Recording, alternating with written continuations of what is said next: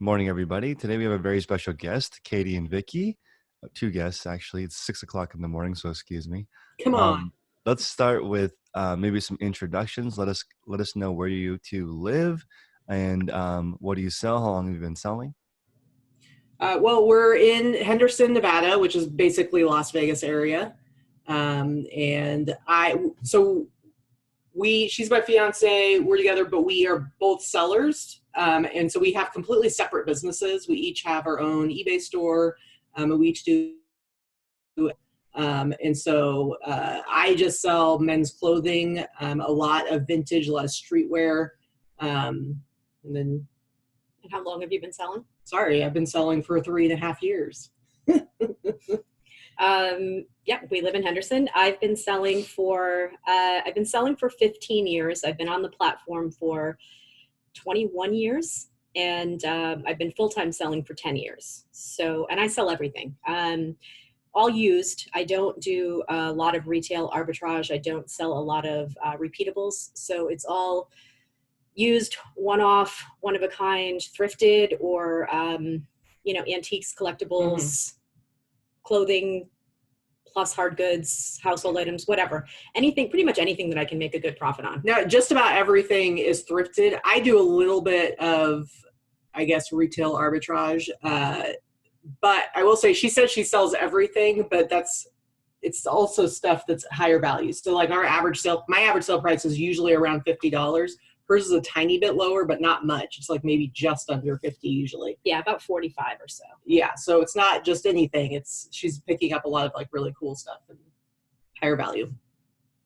And it doesn't matter how big and bulky and hard it is to ship, because I will pick it up anyway.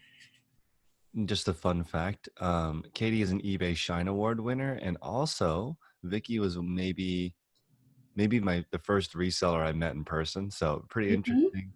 So when you're networking, you definitely want to find people who have done this, different ways. And one thing that's interesting about you two is you sell goods that, like, you guys look like you're having such a great time. It's not just work, because when you sell thrifted goods, there's like intrinsic value in looking things up.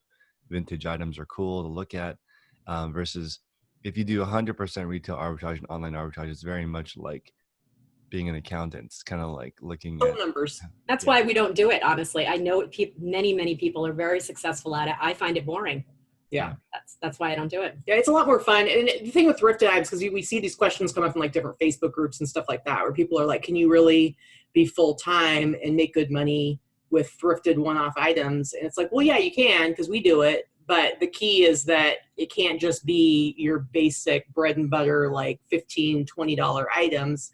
Because if you're getting those one at a time, taking pictures of everything, listing everything, shipping everything, then you're just going to be constantly doing this crazy hustle, but with nothing much to show for it. And the only way you can make that happen is if you have employees like you do. You need to have several people working for you to scale it up to volume versus, Which I don't like that kind of hustle. I would rather have the treasure hunt and find higher value items and not have 100 items to ship on Monday, but still make a good living at it. So I agree. After doing that, I like stuff. I actually like under 50 items on Monday. Ideally, yes. More expensive. Yeah, it's a lot easier to breathe. more peaceful life. So now I want to get into your day. And I was actually surprised, Vikki, when I first reached out for this interview. You told me you guys work 7 to 7. Do you want to go over maybe what you do during your day, and then do you do stuff together? Do you do it separately but together? How does it work? So we're both early risers. So we, the one thing about being self-employed that's nice is you don't really need to have an alarm clock. We don't. So, but we're intrinsically, we're both awake. The other day was my birthday. I decided I wanted to sleep in. I was like, oh, that's it, I'm sleeping in. It was 6:15. Like that was my sleeping in. So, and that was a Saturday. I'm like, oh yay, 15 minutes. But I'm wide awake by like 6 a.m. So, we start the day off, both of us, by having coffee. And something that I think is important. I know it seems little, but something I think is important is we both get up and get showered and get dressed before we go into our respective offices. I think it's really easy to when you work from home, just like do everything in your PJs all day and like. But hold on. That's you. That's me. I'm usually not wearing pants. So, I mean, it is a home office. I can do what I want. I like to get up and get dressed and get ready for the day. And then I go into my office. And so we do have 2 separate offices in our home. And I do all my shipping first thing in the morning. And so I'll pull all my stuff for shipping, get all my shipping out of the way. And then I sit down, and my day is either going to be a photography day or a listing day. And that's pretty much it. So we're, I will list, and Katie is the same way. I'll list anywhere from, on a good day, 25 or 30 items a day. And we work until, usually she would work all day and all night, but I'm the person that's usually like around 7 o'clock at night. All right, knock off, like let's make dinner and be done. But it's not like we're working 12 hours like nonstop. That's the great part about having this kind of a job, is it's like, we take our time having our coffee in the morning. We might take a break in the middle of the day. We'll go hit the pool. Like, we're probably gonna go swimming after the show. And so it's like, we're kind of on our own time, but because we have separate businesses, we don't really do, I'd say, we source together, but for the most part, we're doing our own thing. But I will say, when I lived back in Oregon, I always shipped in the afternoon. And then I came here and I was like, she was shipping in the morning. And so it just started to make more sense to me. And so now I do the same thing. We both ship first thing in the morning, but then we kind of do our own thing.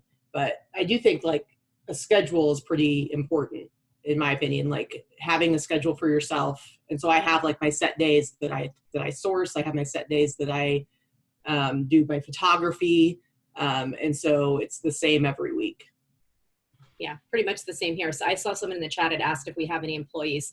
Katie is entirely solo. I do have a part-time employee. She's worked for me for now about 3 years. And she works anywhere from 4 to 8 hours a week.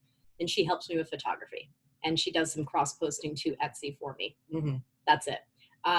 But she's also has her own business. She was like a paid intern for a long time.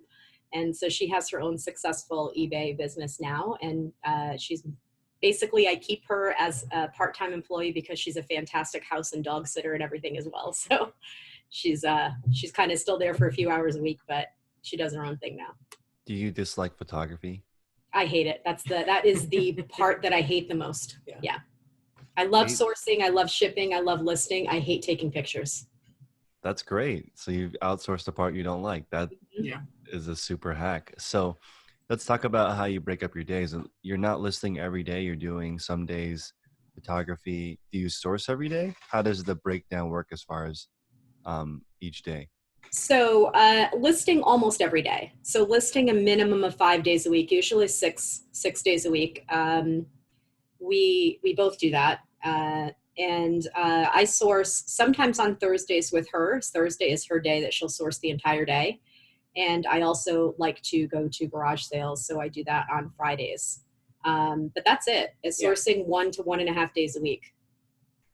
And photography is 1 full day, sometimes 2 full days a week. Depends on how much I pick up during the week. Mm-hmm. Yeah, I list every day. And then Thursday is my sourcing day that I go out all day. I do have like a couple of, I have a guy who I pay every week. He's in Pennsylvania and he ships me a box every week.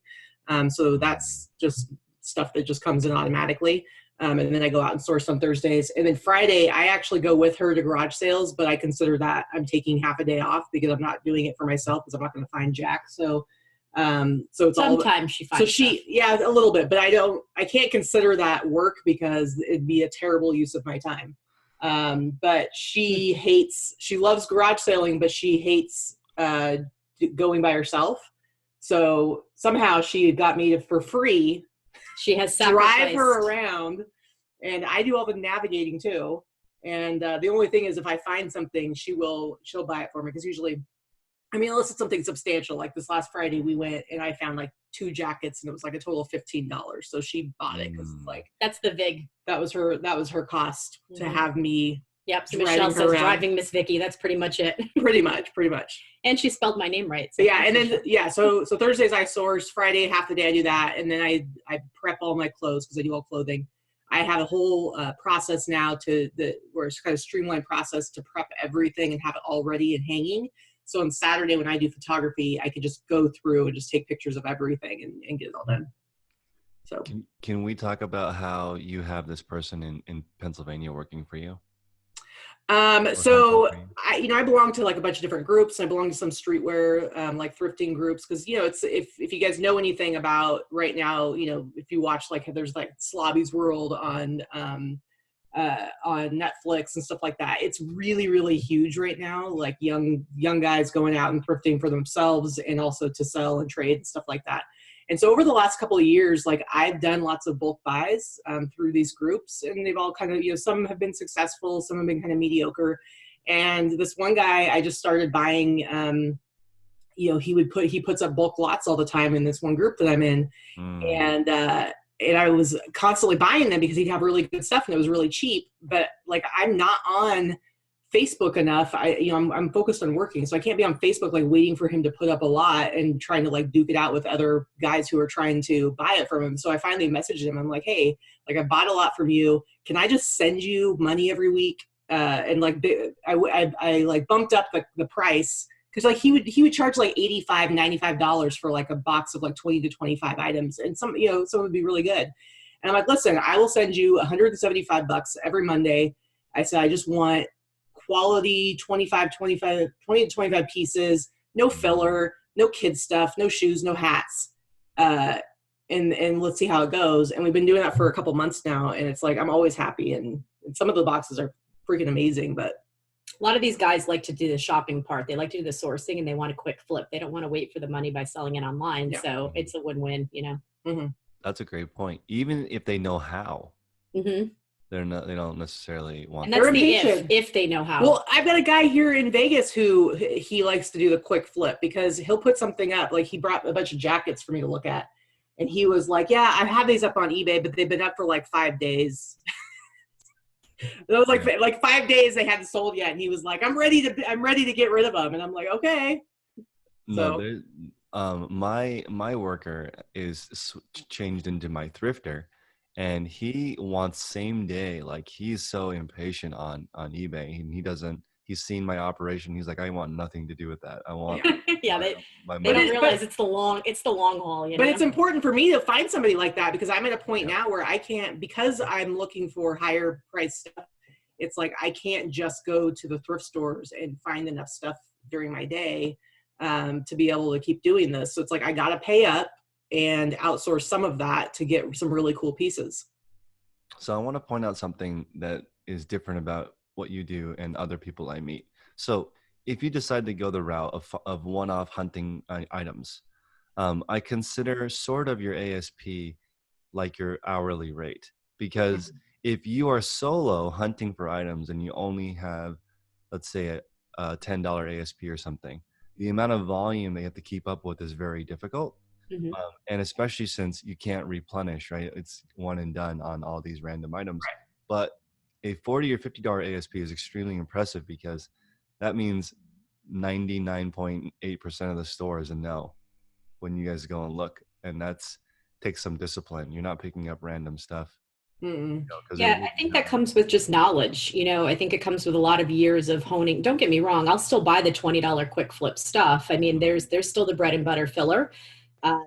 If you look at my solds in my store, I mean, we talk about our numbers. We also have a YouTube show, but we talk about our numbers every week. And we talk about our gross sales, our net sales, our average sale price, our net average sale price, our cost of goods, which is huge. We're pretty transparent because there are not a lot of people that are transparent like that in the reseller world. A lot of people talk a big number, talk big game, and they're like, oh, I had $200,000 in sales last year. Well, great. Or they just show a picture of a big pile of packages. It's like, well, that doesn't mean anything. That's great. What was your net? What did you make on that? You can sell as much as you want, but if you had 200,000 in sales and you had 180,000 in costs, you're not doing that great, are you? So, we want to be really transparent. And so that's what we try to share with our viewers and our followers. But, so there's definitely still bread and butter items, but I do try to source, I try to get at least 10 times what I pay for something on every single thing. Now she's able to, because she sells everything, it opens up her options a lot more. So I definitely know, like, I limit myself by having such a niche. So it's like, we go to the thrift stores. When we go together, she knows that she can't go in the men's section because it's like that's the only section I shop. Because otherwise, if we were both in there, I'd be like standing around doing nothing while she finished the rest of the store. Yeah. So it's like I have to be a lot more creative to be able to find what I'm looking for. And so like when I go sourcing on Thursdays, I hit all the savers. We're really lucky that we have 6 of them. I hit all the savers, a couple other thrift stores. And I would say at this point, probably 50 to 75% of what I'm picking up is actually stuff I'm going to trade in at Buffalo Exchange. Because it's stuff that I won't sell, but I know they will. And so, it's like I'm paying a few dollars. I'll pay, let's say $3 for a t-shirt that I'm going to get $6 credit for there. And then that brings my cost down. And then I go there and I can buy the more quality vintage stuff that I want to be able to sell.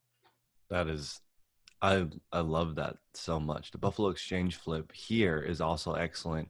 They tell you exactly what they buy. Mm-hmm. So that's like a huge hack because there are 5 Goodwill outlets here, and I think 5 savers as well. And I would say the majority of the people who shop those sources only sell at Buffalo Exchange because they want that quick. They do it like a 9 to 5. Yeah. Which is very common. And I've been, there's one saver, there was a savers outlet when I was in Vegas. That was interesting. Mm-hmm. Yeah. It's crap though. It's the stuff that doesn't sell on the racks. It's it's like our Goodwill outlets. We have 2 here and they're terrible. Yeah. They don't have direct donation. I believe the stuff that is our Goodwill outlet has already gone through like several cycles of 99-cent day at the Goodwill store by the time it hits the outlet. So by the time you're getting it there, it's really like it's all Target and Walmart and like it's so not worth the time. Like you could maybe find one thing in 4 hours. It's not worth my time. But I will say the great thing about Buffalo Exchange is they do a very generous credit percentage. So they basically give you, if you're doing credit, it's 50% of what they're selling it for. So if it's a t-shirt and they're selling for $12, it's like I get $6. And if I spent $3 on it, I'm doubling my amount. And I'm already hitting all those thrift stores for myself. So I'm not really I'm not going out of my way to shop for stuff to flip at Buffalo. You're just cutting your cost at Buffalo for the more quality items in half by doing it that way. So do they let you go anytime to trade or sell? They let her, not everybody. Yeah, so they recently, like within the last couple of months, started saying that they only want their like pickers, they call us, which I don't know if I necessarily consider myself that because I know there are people like what you're talking about who are just bringing it in for cash. And they come with trash bags full of stuff. Yeah, they want them to only come on Wednesdays, and they said something to me about that, and I was like, listen, this is the only day that I go because I am pretty strict, and it drives her crazy sometimes. I'm pretty rigid about like my weekly schedule. And Thursdays I go because Savers is 25% off day. And so I basically was like, this is the only day that I'm out. This is the only day I can do this. And it's like, and I always bring you guys good stuff and I'm only looking for credit. So, and so they haven't really hassled me since then. Like they let me bring my stuff in on a different day. I am only allowed on Wednesdays. Yeah. One of those people. So professional seller status or whatever. I only do store credit. And then I'm like, can you just, and if I actually worked out a small deal with them, like, hey, because they don't sell kids clothing. So I was like, if there are kids Jordans, then just let me buy them. And it's happened a couple times already. They've said, oh, we don't buy kids clothing because they don't have the right license for it. And then I picked up giant lots of expensive kids stuff. But it is interesting working with them because the trade-in value is so high that it's incredible. And one more thought, because there's some people in this group that do liquidation, and I want to point out, or wholesale. You can actually buy wholesale from these outlets.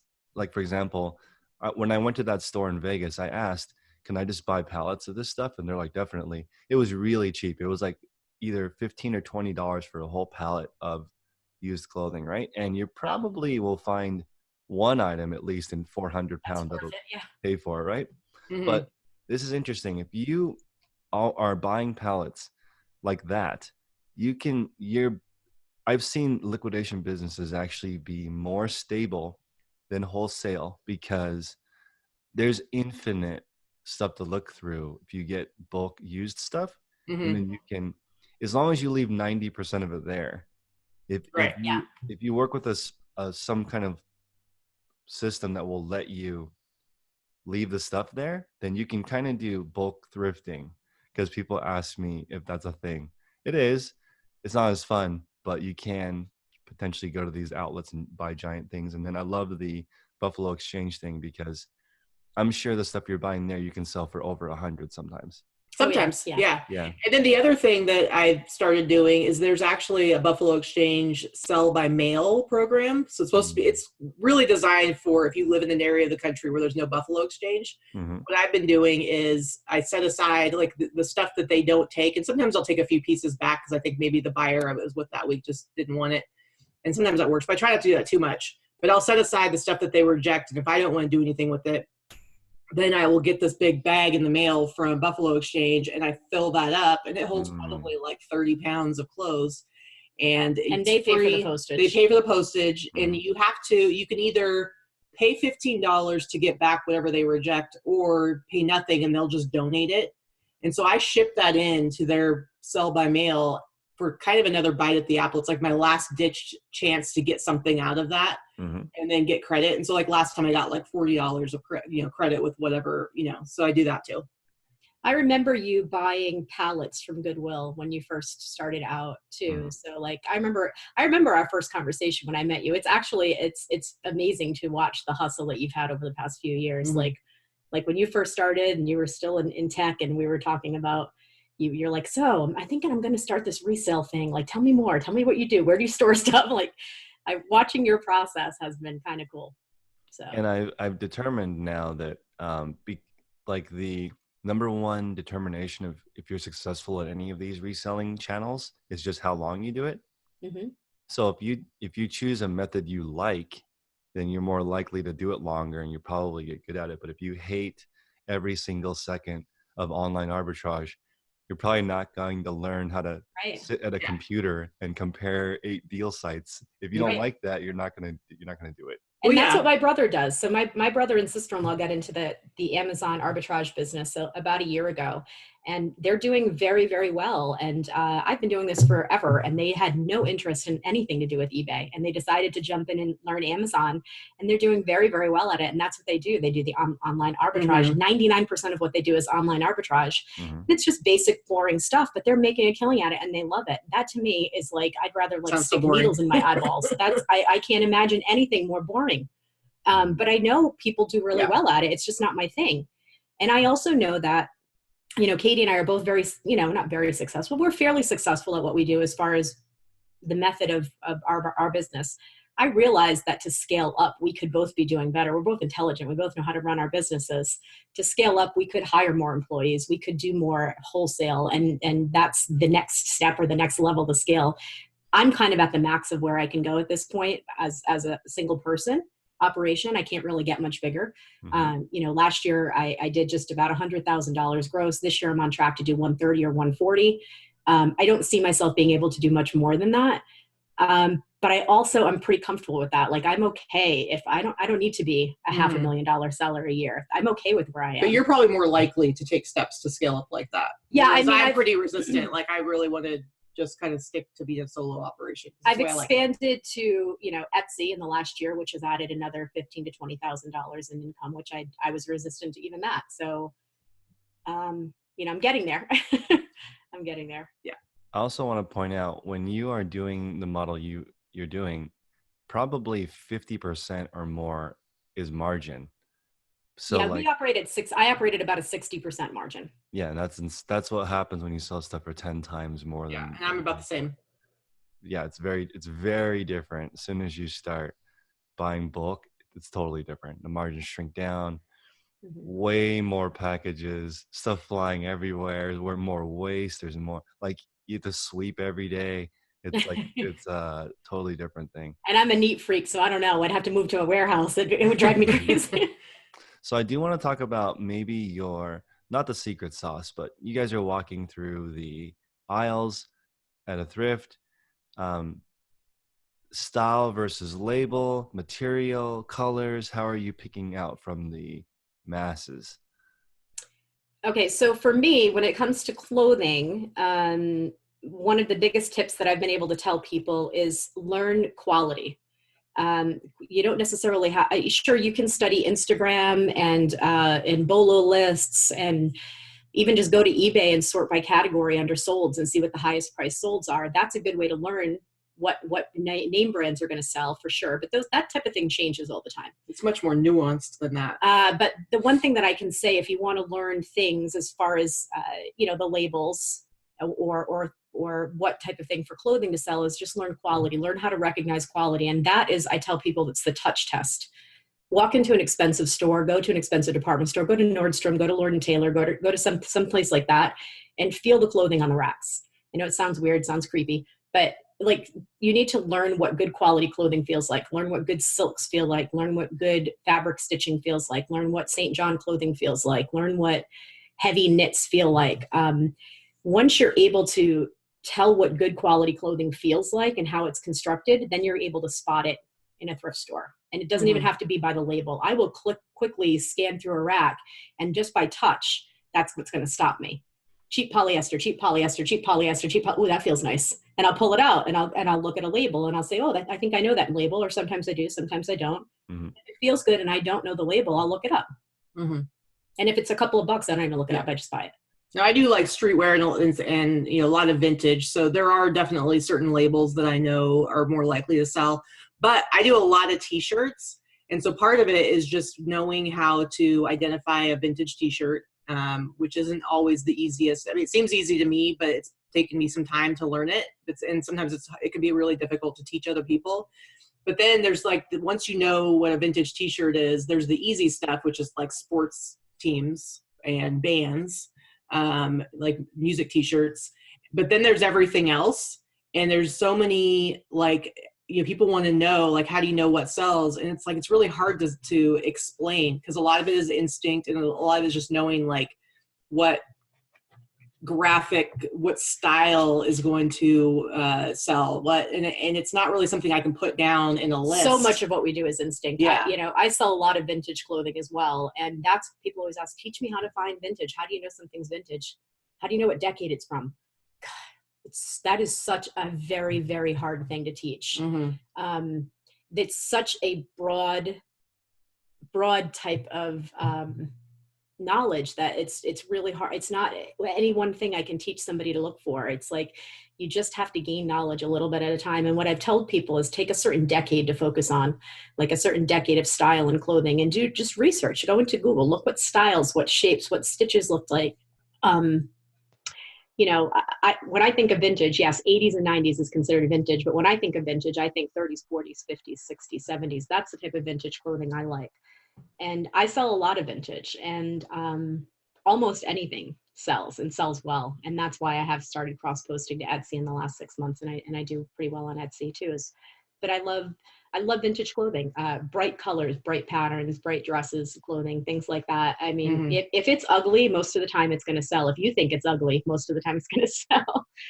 Ugly sells. But I think what's really cool about, as far as Etsy goes, last summer when everything was kind of going crazy on eBay, it was we call it glitchapalooza, when all the photos were disappearing, and just sales plummeted more than they normally do or can do in the summertime.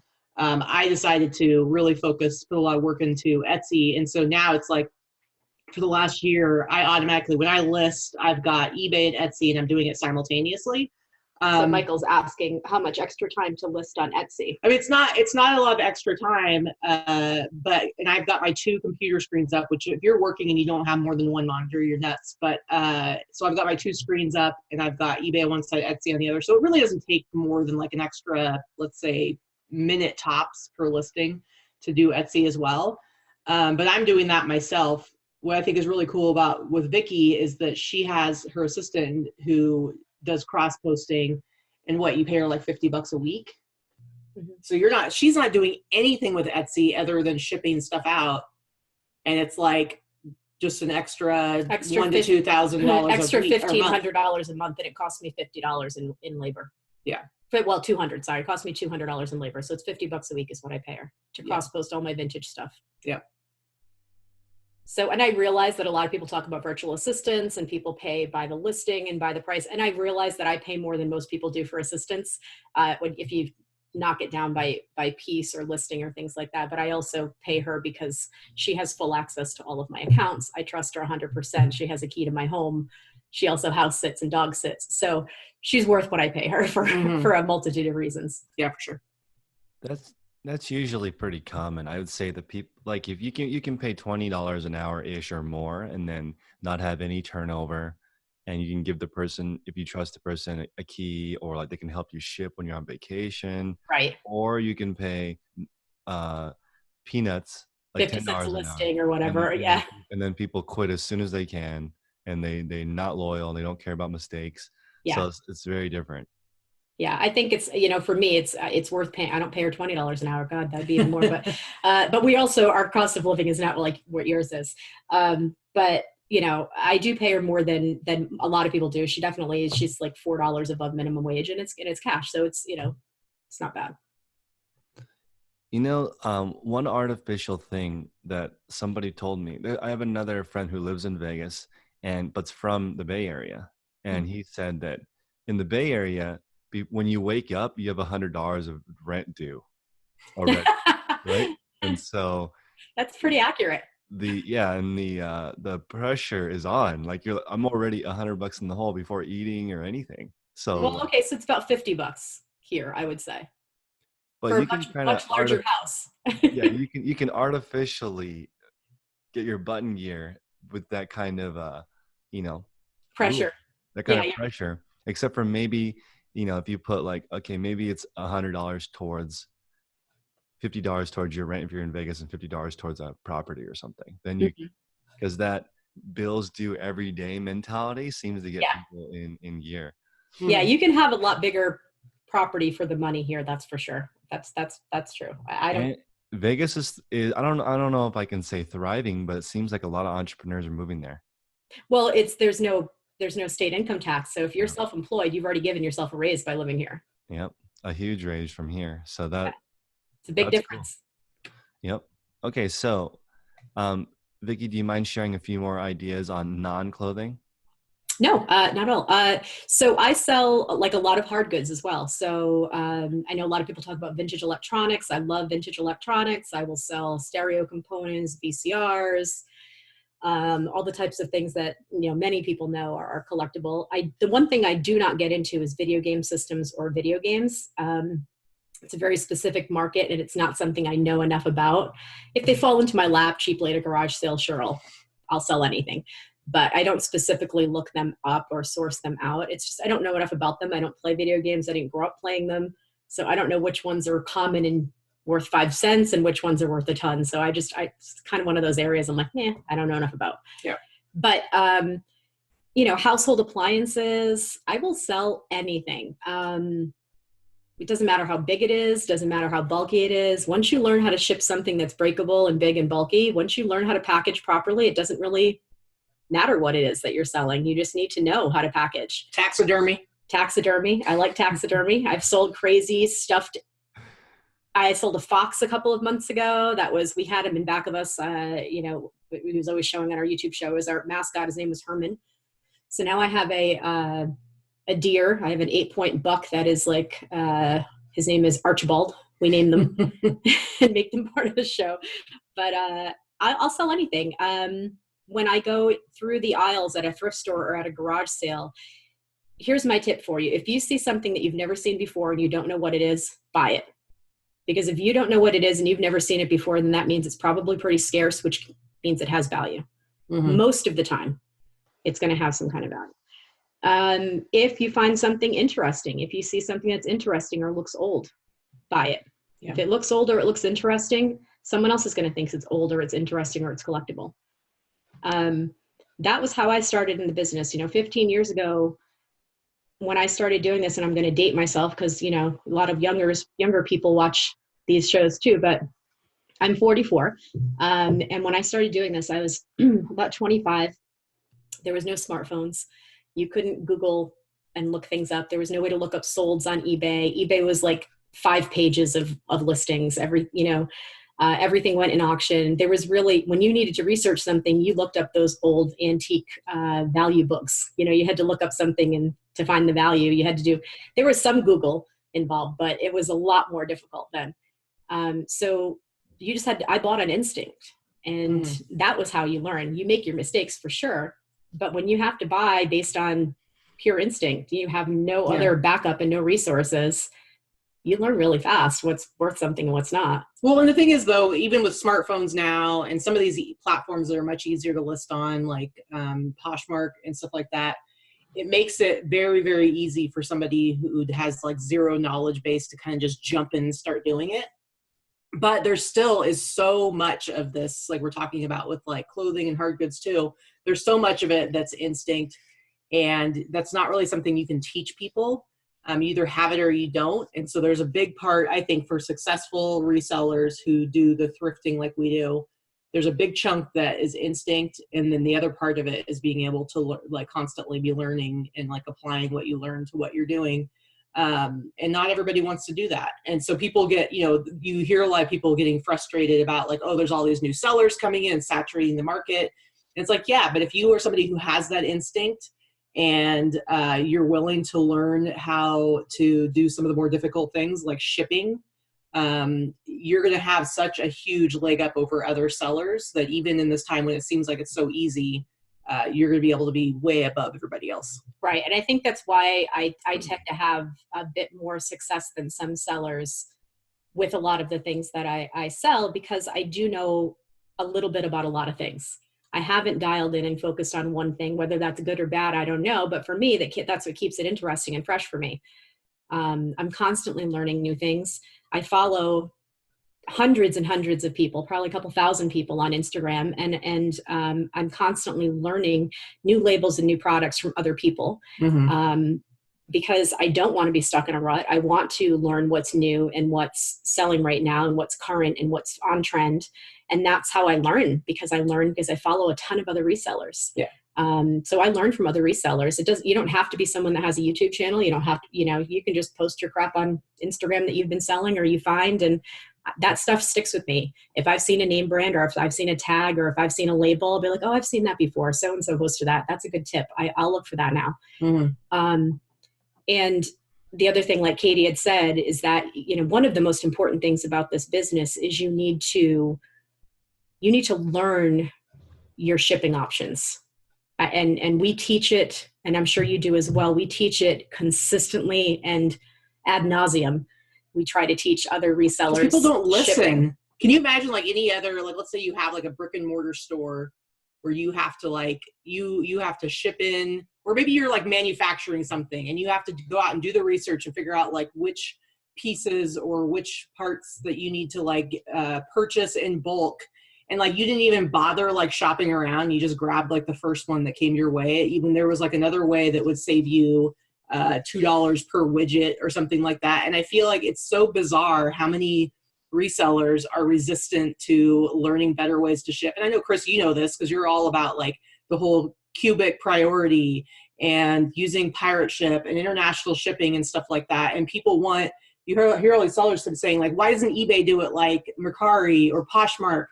Because they just make it easier for us. They want it to be easy.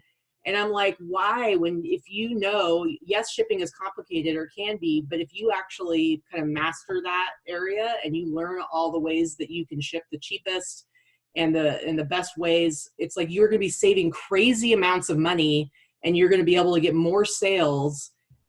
You give yourself, it's fine if people don't want to learn it, to be honest with you. Like Michelle says, it is a lack of business knowledge. That's the difference between being a business owner and this being a business and it being a hobby, right? So that's one of the differences. But there are a lot of sellers who want to be a business seller, but they won't go beyond acting like a hobby seller. But you give them the tools. I give them the tools. Everybody gives them the tools. The tools are out there. There are Facebook groups, there are YouTubers, there are resellers that teach people. I didn't have that 15 years ago. I had to handwrite my labels and walk both ways uphill in the snow to drop off my packages to the post office. You had to teach yourself stuff. And now all this stuff is spoon fed to you.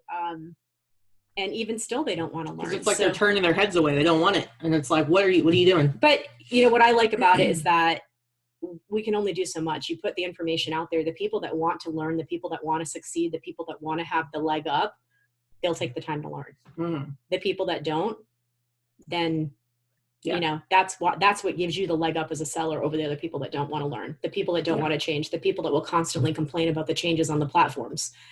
They're going to change. eBay owns the platform. It's their playground. If you don't like it, sell somewhere else or create your own. That's well, and I'm in these streetwear groups, and a lot of these guys sell. But anytime anything comes up about shipping something to somebody internationally, it's like, it's crazy to read the threads. It's worse than like the regular eBay groups, because it's like every single one of them is like, don't do it. It costs too much. It's just like, it's going to cost you too much. It's going to get lost. And so I'm like, wow, none of these guys ship internationally. And it's such a huge, if you're doing streetwear and like vintage streetwear, international market elsewhere. Enormous, because they can't get that stuff. Like Australia, I sell so much to Australia. I bought during Black Friday last year, I bought a ton of these Guess t-shirts, not even vintage, Guess t-shirts from Guess, from the website. They had this sale where they were $29 a piece, and normally they were $50. And I bought a ton of them, and I've been selling them regularly to Australia for $100 a pop plus shipping, because they can't get that stuff there. Can we talk about how you guys organize your numbers? Because this is, I think that being on top of your numbers is like number one, obviously, but it's very hard to develop that habit, especially for people who, let's say, have been doing it for a couple of years and not keeping track, flying under the radar. Like, when do you guys update your numbers? Do you do it daily, weekly? And then your update show is very rare. Very few people have a number show. I'll tell you that I've been trying, or I'm actually redoing it, because it's so hard to go over a large store. So I decided to make a smaller, expensive store so that I can actually do that show. So how do you guys organize your numbers? Because that's very cool. So to be fair, I am that person that gets the extension on their tax returns every year. So I will, my taxes are not due until October, and I will be doing all of my numbers in September. Mm-hmm. So that's, let's be fair, that we're not great at taxes are different than, you know, knowing my numbers and knowing where I am for my business. Fair enough. I will preface that there. I am by no means that person that enters every single expense into a spreadsheet the minute I do it. That's not me. I'm not that person. I never will be that person. I keep receipts. I know what I'm doing, but I don't do that. We have to give that credit to Teresa. So we've been doing our numbers. We used to do it on Instagram. We used to do it every Monday morning. We would say, okay, this is our weekend sales. And then we would just by hand figure out our expenses and cost of goods for the weekend sales, just to show that pile or whatever. Mm-hmm. And then we decided to start doing it by the week for our show every week. You know, we do 2 shows a week, but we do it at the beginning of our Sunday show. And Teresa created, the numbers geek, Teresa, created a super easy spreadsheet for us that we just plug our numbers into every week. And eBay gives you the information right on, you know, your seller hub.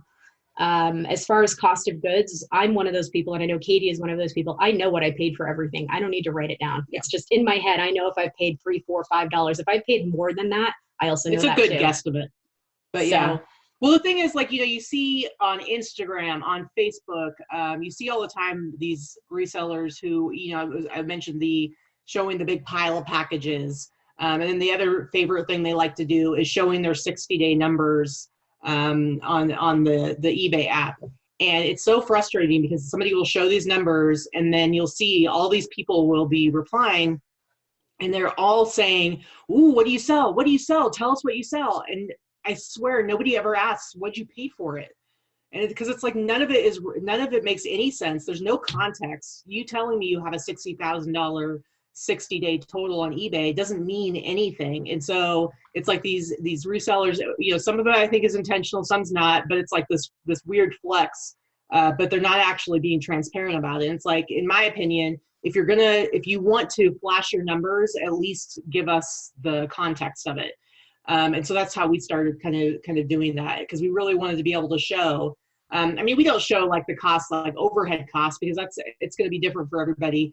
But we do show, you know, all of our fees, our costs of goods, our shipping costs, our promotion, you know, promoted listings costs, those kinds of costs. And we break it down like that, because we want people to see like what it actually is that we're doing, because we also have a responsibility, in my opinion, because we are so public and because we are putting ourselves out there as, teachers, and we are leaders and people are looking to us for advice and information, I think that we're responsible to actually show some sort of evidence that we are successful at what we're talking about.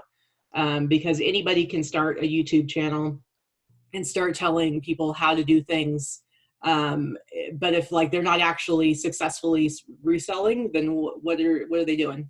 How is that? Right. There's a helpful? lot of people that anybody can have a YouTube channel. Go ahead. I encourage anybody to do it. There's plenty of people out there. Some people are going to speak to, a particular audience, and some are not, so there are plenty of people that can't stand Katie or I, and that's fine.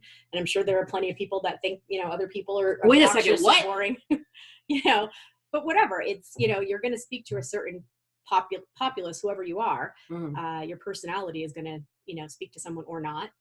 But I think that, like Katie said, if you're teaching someone how to do something, if you purport to be a person that is a leader in the community, and you want to show and teach someone how to run a business or how to create a business or how to improve their business, then you should be doing it yourself. You should be able to prove and show that you're successful at it yourself. You should not be following someone or learning from someone that can't manage to do it themselves. That's how I feel. Fair enough. So do you guys get in each other's hair working together, or is it because you're separate? How do you manage work-life balance? Well, I think the key to us being able to work together is that we have separate businesses. We both are very opinionated and have very set ideas, very set ideas of how we like to do things.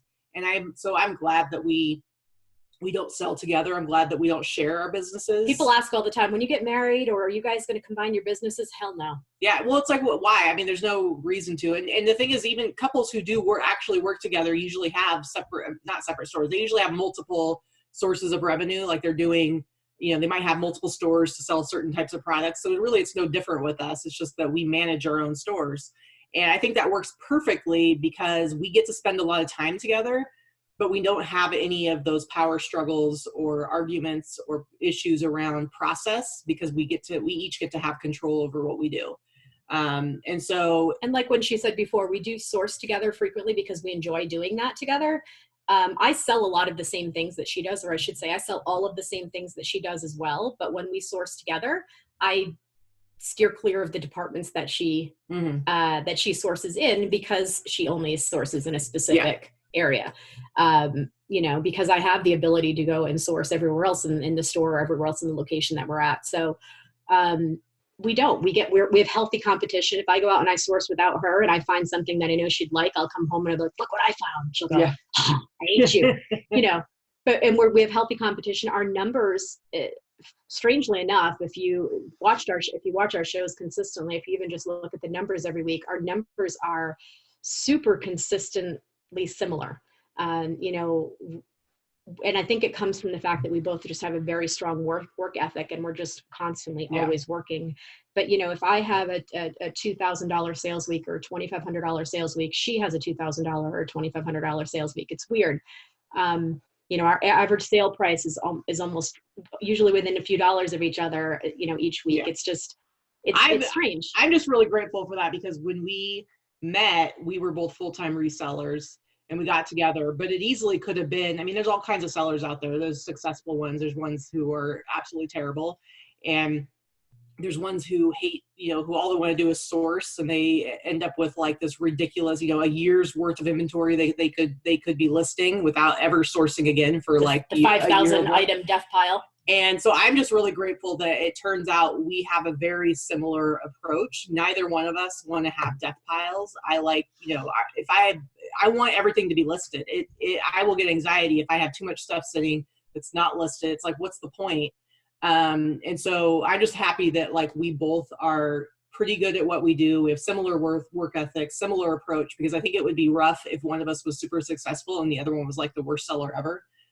So that would be tough. It would be tough, but it's nice because it's if I had a regular job or she had a regular job and only one of us was doing this work, I think it would be hard because, and I know a lot of other couples struggle with this because, it's I work 7 days a week and I work long hours. And if it was meant that we didn't see each other, that would be really difficult. But because we both do the same thing, it's like we're always together, we're always hanging out. And we both really enjoy what we do. Yeah. So it's, we actually had to make a pact a few months ago that we specifically, no matter what, Saturday night is date night. And I know that you've talked about this before, Chris, because, you were working so much and so hard for so long that I know that you had to try and find that work-life balance too. We had to make a pact to be like, okay, it doesn't necessarily mean that we have to go out with just the two of us. We can go out with friends too. It doesn't matter. But Saturday night is a night that we leave the house, go and do something, and it's not work related. And and we had to make sure that we did that at least one night a week. And now it's actually gotten better. So we're, this summer I said to her, last year I felt like I worked the entire summer and I didn't do enough socializing. I didn't spend enough time outside, and I love the summer and I love the pool and all that kind of stuff.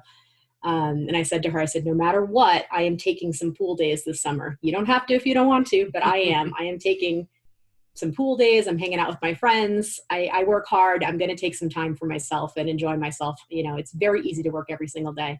And especially when you love what you do, but then you realize, oh my God, 3 months have gone by. I haven't seen anybody socially. What the heck is going on? That is She worries about that stuff more than I do. I would just work all day, every day. I like it. That's one interesting thing about this business. I actually experience really low levels of burnout because I have so much stuff in between. I take time to meet people. I'll go on trips to meet random people. Because if you don't do that, I'll see people go really hard for 3 months and then 3 months of not working at all. Mm-hmm. And momentum is huge for this. So if you can just keep going, and I think you have it's more than double chance of becoming successful at something if you're married. That's like a really common trait. Being married and then also like having a job. I'd say if I look at all the people who've told me their story, the people who are married and have a full-time job first, and then translate into like schedules. When do they do this? You guys update your numbers once a week. You have that show to keep you accountable, because another person helps you stay on track. If you have, for me, I have Tuesday, Thursday, or Tuesday night, Thursday night date, Saturday all day date. There's that I have to get a lot done before that time. In order to not be try to think about it less when I'm there. And then my fiance hates cell phones, which makes it easier because I can't have it. I just leave it, because like the visceral reaction she has, she's like, why are you even with me if you're going to leave that at home? So it makes sense. She wants you to be present with her. Yeah. Exactly. So then it goes a long way, because if you don't unplug, you can't, sometimes you have blind spots. So it's good to actually take some time off. So it's glad that you guys. Yeah. And we also, I mean, now she comes with me, but part of the reason why I sell and sell online is because I do travel for 3 weeks out of the year every year, where I do volunteer work. And, I wouldn't be able to do that with a 9-to-5 job. So that is something that, this business allows me to do. I pay to do this, so because I pay to fly myself there, and then, pay for hotels and stuff like that. So she's now coming with me this year. So it's, we're gone for 10 days before eBay open every year. We come back the day before open. So that's always a struggle. So we come back and have to ship everything for the last 10 days, but, and then run right into open. But, and then we go away in October every year as well. So, and that doesn't even count going to visit family. It's probably like 5 weeks out of the year that we are traveling, which is a lot. And so the rest of the time, it's like you kind of feel like the pressure to get stuff done. But I mean, we also have, even if we're working the whole time, it's like we do have our shows. We do, 2 of our shows are live. And so we have that social interaction, and we are very involved in the community. And like Teresa has her boss Facebook group that we are both admins in as well. So we have that interaction with the community and social aspect to it as well. All my friends live in my computer. I appreciate you guys sharing your eBay lifestyles with us. Do you want to let us know what's the best way to find you guys? I'll link everything as well, but. I mean, that's pretty much it. It's, we're both of we each have our own Instagrams that you put there, you put up there. And then the YouTube channel, it's just Katy and Vikki. We're not super original. And that's it. And we do our shows on Wednesday. We do a Wednesday, 11 o'clock Pacific time, 11 a.m. Pacific time, and Sunday at 2 o'clock And both our live shows. Wednesday is more of our casual Q&A. We address any business questions, anything that may have come up in the community, any eBay changes, any things like that, and talk about changes in the community and answer any questions people may have about the process or about business in general. And then Sunday is we call our haul show. So we do our live haul. We talk about our numbers. We talk about our highlights of our solds our for the week. That's our most popular show, because it's like we start the show breaking down our numbers for the week, and then we show kind of the highlights of things that we sold, and then we do our haul. So it's a really good way for people to kind of, if they want to learn from us what kind of stuff we're selling and why. And we really get into explaining why we buy certain things and why we think it'll sell. So we talk about what we paid for it, what we think it'll sell for, and why. Like that, when I talk about brands and labels, like vintage or certain things like that, I try to explain why, and not just, hey, I got this thing, So, yeah, that's it. Cool. Well, thank you for joining. I'll see you guys next week on our interview show. And like, comment, and subscribe.